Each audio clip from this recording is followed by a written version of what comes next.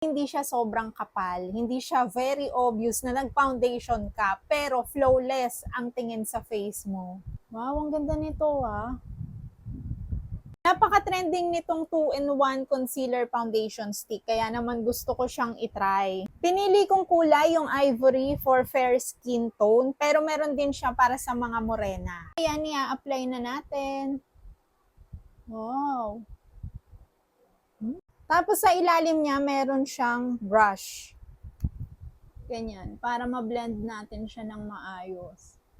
Wow, ang ganda nito ah. Ayan. Hindi ako magaling mag-makeup, pero nagustuhan ko siya ha. Lagyan din natin tong kabila na forehead ko.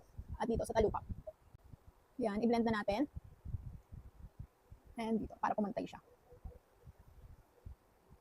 Ang ganda niya ha. Ang dali niyang i-blend. At saka hindi siya sobrang makapal na sobrang obvious pag in-apply mo. Parang napaka-natural niya lang tingnan.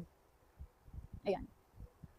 So, eto yung meron, and then eto yung wala. Sinasabi na long wear siya, umaabot ng 12 hours, waterproof and sweatproof.